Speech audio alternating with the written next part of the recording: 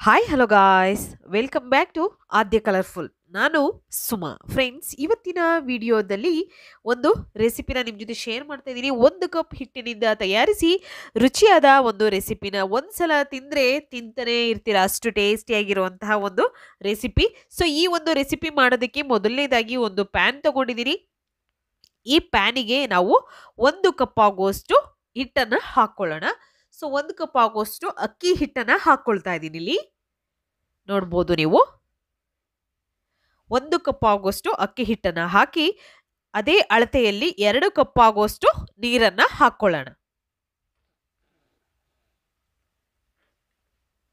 ನೋಡಿ, 2 ಕಪ್ ಆಗುವಷ್ಟು ನೀರನ್ನು ಹಾಕ್ಕೊಂಡಿದ್ದೀನಿ. 1 ಕಪ್ಪು ನಾವು ಅಕ್ಕಿ ಹಿಟ್ಟು ಹಾಕ್ಕೊಂಡಿದ್ದೀವಿ, ಅದಕ್ಕೆ 2 ಕಪ್ ಆಗುವಷ್ಟು ನೀರನ್ನು ಹಾಕಿ ನಂತರ ಇದನ್ನು ಚೆನ್ನಾಗಿ ಮಿಕ್ಸ್ ಮಾಡ್ಕೋಬೇಕು. ನಾನೀಗ ಸ್ಟವ್ ಮೇಲೆ ಇಟ್ಟಿಲ್ಲ, ಹಾಗೆ ಫಸ್ಟು ಇದನ್ನು ನೀಟಾಗಿ ಮಿಕ್ಸ್ ಮಾಡ್ಕೊಳ್ಳೋಣ.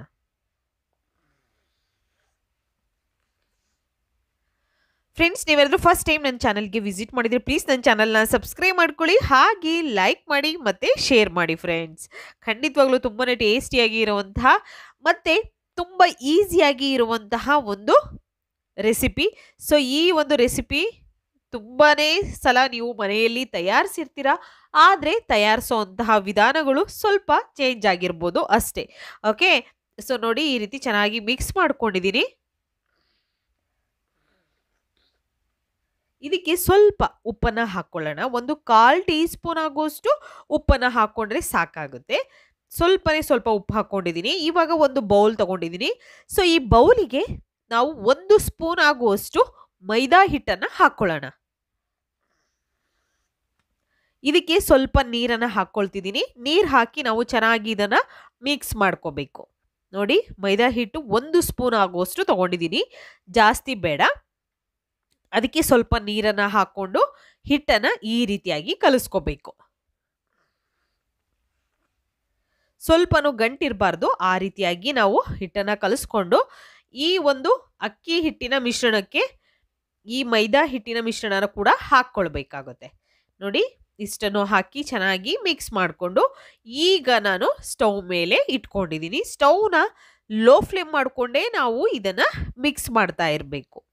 ಸ್ವಲ್ಪ ಕೈ ಬಿಡದ ಹಾಗೆ ನೀವು ಈ ಒಂದು ಟೈಮಲ್ಲಿ ಚೆನ್ನಾಗಿ ಮಿಕ್ಸ್ ಮಾಡ್ತಾನೆ ಇರಬೇಕಾಗುತ್ತೆ. ಸೊ ನಿಧಾನವಾಗಿ ಮಿಕ್ಸ್ ಮಾಡ್ತಾ ಬನ್ನಿ.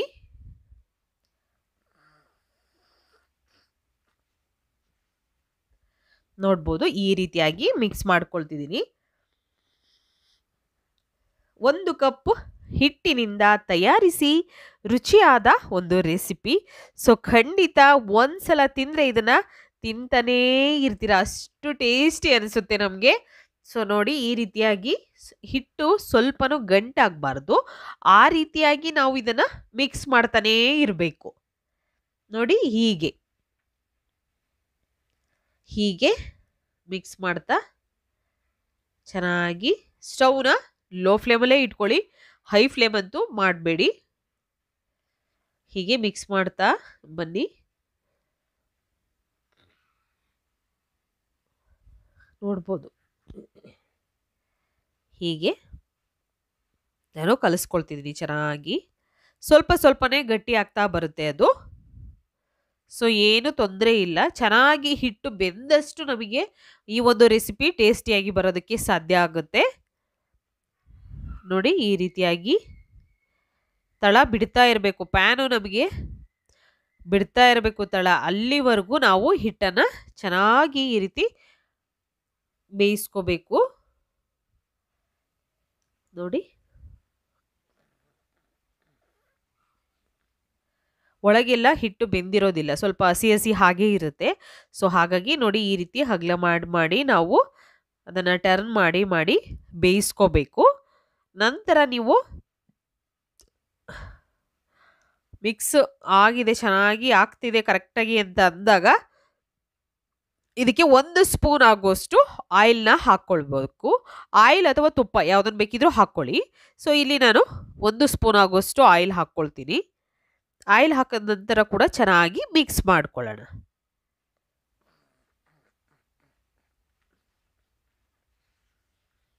ಈ ರೀತಿ ಮಿಕ್ಸ್ ಮಾಡಿದ ನಂತರ ಇವಾಗ ನಾನು ಇದ್ರ ಮೇಲೆ ಒಂದು ಲಿಡ್ಡನ್ನು ಕ್ಲೋಸ್ ಮಾಡಿ ನಾವು ಒಂದು 2 ನಿಮಿಷದವರೆಗೂ ಲೋ ಫ್ಲೇಮಲ್ಲೇ ಬೇಯಿಸ್ಕೋಬೇಕು. ಒಂದು 2 ನಿಮಿಷ. ಓಕೆ. ಸೊ ನಂತರ 2 ನಿಮಿಷ ಆದ ನಂತರ ನಾನು ಆ ಹಿಟ್ಟನ್ನು ನೋಡಿ ಒಂದು ಬೌಲಿಗೆ ಹಾಕ್ಕೊಳ್ತಿದ್ದೀನಿ. ಈ ರೀತಿ ಬೌಲಿಗೆ ಹಾಕ್ಕೊಳ್ಳೋಣ. ಬೌಲಿಗೆ ಹಾಕಿದ ನಂತರ ನಾವು ಸ್ವಲ್ಪ ಇದನ್ನು ತಣ್ಣಗಾಗೋದಕ್ಕೆ ಬಿಡಬೇಕು. ಆಯಿತಾ? ಜಾಸ್ತಿ ಬಿಸಿ ಇದ್ದಾಗಲೇ ಮುಟ್ಟಕ್ಕೆ ಹೋಗಬೇಡಿ. ಸ್ವಲ್ಪ ತಣ್ಣಗಾಗಲಿ.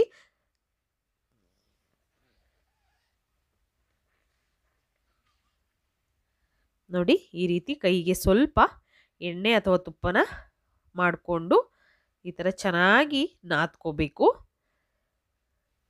ಅದರಲ್ಲಿ ಗಂಟೇನು ಇರೋದಿಲ್ಲ, ಆದರೆ ಸಾಫ್ಟಾಗಿ ಬರಬೇಕು ನಮಗೆ ಅಂತ ಅಂದರೆ ಈ ರೀತಿ ಕೈಗೆ ಸ್ವಲ್ಪ ಎಣ್ಣೆನ ಸವರ್ಕೊಂಡು ನಾವು ಚೆನ್ನಾಗಿ ನಾದ್ಕೋಬೇಕು ಒಂದು 2 ಸೆಕೆಂಡ್ವರೆಗೂ. ಹೀಗೆ ನಾದ್ಕೊಂಡ ನಂತರ ಅದನ್ನು ಉಂಡೆ ಮಾಡಿ ಹಾಗೆ ಇಟ್ಕೋಬೇಕು.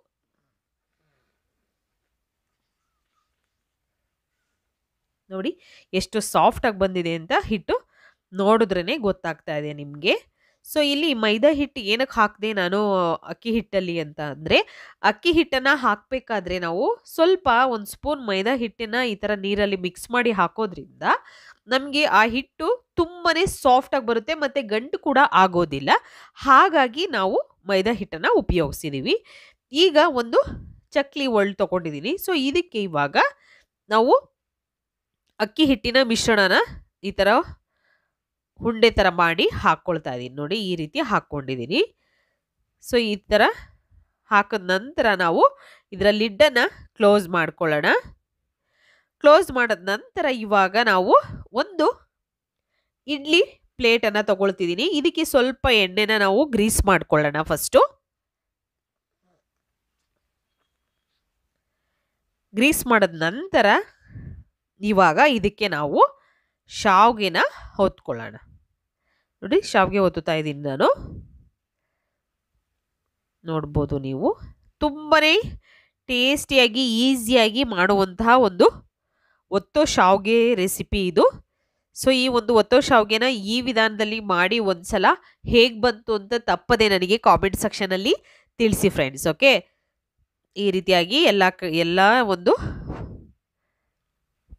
ನಾನು ಪ್ಲೇಟಲ್ಲಿ ಹೊತ್ಕೊಳ್ತಿದ್ದೀನಿ. ಸೊ ಎಷ್ಟು ಬೇಕೋ ಅಷ್ಟು ಒತ್ತನ್ನು ನೋಡಿಕೊಂಡು ನೋಡಿ ಈ ರೀತಿಯಾಗಿ. ನೀವು ಅಕಸ್ಮಾತ್ ಬಾಳೆದೆಲೆ ಇದ್ದರೆ ಬಾಳೆದೆಲೆಲ್ಲೂ ಕೂಡ ಶಾವಿಗೆನ ಒತ್ತಿ ಮಾಡ್ಬೋದು. ಸೊ ಅದನ್ನಂತೂ ಯಾವಾಗಲೂ ಕೂಡ ಮಾಡಿರ್ತೀರ. ಬಟ್ ಈ ರೀತಿ ಇಡ್ಲಿ ಒಂದು ಪ್ಲೇಟಲ್ಲಿ ಮಾಡಿ ಅದನ್ನು ಬೇಯಿಸ್ಕೊಂಡು ನೋಡಿ ಇವಾಗ ನಾನು ಎಲ್ಲದನ್ನು ಕೂಡ ಶಾವಿಗೆನ ಒತ್ತಿದ್ದೀನಿ. ಸೊ ಒತ್ತಿದ ನಂತರ ಇವಾಗ ಆಲ್ರೆಡಿ ನಾನು ಇಡ್ಲಿ ಪಾತ್ರೆ ಇಟ್ಟಿದ್ದೆ. ಸೊ ನೀರು ಚೆನ್ನಾಗಿ ಕಾದಿದೆ. ನಂತರ ಇವಾಗ ಈ ಪ್ಲೇಟನ್ನು ಇಡ್ಲಿ ಪಾತ್ರೆಯಲ್ಲಿ ಇಟ್ಟು ನಾವು ಇದನ್ನು ಒಂದು 3 ನಿಮಿಷ ಬೇಯಿಸ್ಕೋಬೇಕಾಗುತ್ತೆ. 3 ನಿಮಿಷ ಬೆಂದ ನಂತರ ನಿಮಗೆ ತೆಗೆದು ನಾನು ತೋರಿಸ್ತೀನಿ. ಸೊ ಮತ್ತೆ ಇನ್ನೊಂದು ಕಡೆ ನಾನು ಶಾವಿಗೆನ ಒತ್ಕೊಳ್ತಾ ಇದ್ದೀನಿ. ನೋಡ್ಬೋದು ಎಷ್ಟು ಸಾಫ್ಟಾಗಿ ನೀಟಾಗಿ ಬರ್ತಾ ಇದೆ ಅಂತ. ತುಂಬಾ ಟೇಸ್ಟಿಯಾಗಿರುತ್ತೆ ಫ್ರೆಂಡ್ಸ್. ಖಂಡಿತ ತುಂಬಾ ಒಳ್ಳೆಯದು ನಮಗೆ ಆರೋಗ್ಯಕ್ಕೂ ಕೂಡ ಈ ಒತ್ತೋ ಶಾವಿಗೆ. ಸೊ ದಯವಿಟ್ಟು ಒಂದ್ಸಲ ಈ ರೀತಿಯಲ್ಲಿ ತಯಾರಿಸಿ ನೋಡಿ. ಇವಾಗ ನೋಡಿ ಒಂದು 3 ನಿಮಿಷ ಬೇಯಿಸಿದ್ದೀನಿ. ಸೊ ನೋಡ್ಬೋದು ಕೈಗೂ ಕೂಡ ಅಂಟ್ತಾ ಇಲ್ಲ, ತುಂಬಾ ಚೆನ್ನಾಗಿ ಬಂದಿದೆ. ಸೊ ಇವಾಗ ಆಗಿರೋಂತಹ ಶಾವಿಗೆನ ನಾವು ಒಂದು ತಟ್ಟೆಗೆ ತೆಗೆದಿಟ್ಕೊಳ್ಳೋಣ. ಸೊ ಇದನ್ನು ನೀವು ಸ್ವೀಟ್ ಜೊತೆಯಲ್ಲಾದರೂ ತಿನ್ಬೋದು ಒತ್ತೋ ಶಾವಿಗೆನ, ಅಥವಾ ನೀವು ನಾನ್ ವೆಜ್ ಜೊತೆಗಾದರೂ ಅಂದರೆ ಚಿಕನ್ ಸಾಂಬಾರ್ ಮಟನ್ ಸಾಂಬಾರ್ ಜೊತೆ ಕೂಡ ಒಂದು ಒಳ್ಳೆ ಟೇಸ್ಟನ್ನು ಕೊಡುತ್ತೆ. ಸೊ ಅದ್ರ ಜೊತೆ ಕೂಡ ನೀವು ತಿನ್ಬೋದು. ಸೊ ನಿಮಗೆ ಯಾವುದು ಇಷ್ಟ ಆಗುತ್ತೋ ಅದನ್ನು ನೀವು ಮಾಡ್ಕೊಳ್ಳಿ. ಸೊ ನೋಡ್ಬೋದು ಈಗ ನಾನಿಲ್ಲಿ ಕಾಯಿ ಹಾಲನ್ನು ಮಾಡಿದ್ದೀನಿ ಇದರ ಕಾಂಬಿನೇಷನ್ಗೆ. ಸೊ ಕಾಯಿ ಹಾಲು ಮಾಡುವಂಥ ವಿಧಾನ ಗೊತ್ತಿಲ್ಲ ಅಂದರೆ ಖಂಡಿತ ಕಾಮೆಂಟ್ ಸೆಕ್ಷನಲ್ಲಿ ತಿಳಿಸಿ ಫ್ರೆಂಡ್ಸ್. ನಾನು ವಿಡಿಯೋನ ನಿಮ್ಮ ಜೊತೆ ಶೇರ್ ಮಾಡ್ತೀನಿ. ನೋಡಿ ಕೈಲಿ ಇಟ್ಕೊಂಡು ಕೂಡ ಮುರಿತಾ ಇಲ್ಲ, ಅಷ್ಟು ಚೆನ್ನಾಗಿ ಬಂದಿದೆ, ತುಂಬಾ ಚೆನ್ನಾಗಾಗಿದೆ. ಸೊ ನೀವು ಕೂಡ ಮನೆಯಲ್ಲಿ ತಯಾರಿಸ್ತೀರಾ ಅಂತ ಭಾವಿಸ್ತೀನಿ. 1 ಕಪ್ ಹಿಟ್ಟಿನಿಂದ ತಯಾರಿಸಿ ರುಚಿಯಾದ ಒಂದು ರೆಸಿಪಿ. ಸೊ ಈ ಒಂದು ಒತ್ತು ಶಾವಿಗೆ ರೆಸಿಪಿ ಜೊತೆ ನಾನು ಕಾಯಿ ಹಾಲನ್ನು ಕೂಡ ಮಾಡಿದ್ದೀನಿ. ಸೊ ಕಾಯಿ ಹಾಲು ತುಂಬಾನೇ ಟೇಸ್ಟಿ ಇರುತ್ತೆ ಒತ್ತು ಶಾವಿಗೆ ಜೊತೆ. ಸೊ ನೀವು ಕೂಡ ಮನೆಯಲ್ಲಿ ತಯಾರಿಸಿ ಹೇಗೆ ಬಂತು ಅಂತ ತಪ್ಪದೆ ಕಾಮೆಂಟ್ ಸೆಕ್ಷನಲ್ಲಿ ತಿಳಿಸಿ. ಓಕೆ, ಇವತ್ತಿನ ವಿಡಿಯೋ ಇಷ್ಟ ಆಗಿದ್ರೆ ಪ್ಲೀಸ್ ಚಾನಲ್ನ ಸಬ್ಸ್ಕ್ರೈಬ್ ಮಾಡ್ಕೊಳ್ಳಿ. ಇವತ್ತಿನ ವಿಡಿಯೋನ ಇಲ್ಲಿ ಮುಗಿಸ್ತೀನಿ. ಮತ್ತೆ ಇನ್ನೊಂದು ಹೊಸ ವಿಡಿಯೋ ಜೊತೆ ಬರ್ತೀನಿ. ಅಲ್ಲಿವರೆಗೂ take care, bye, see you.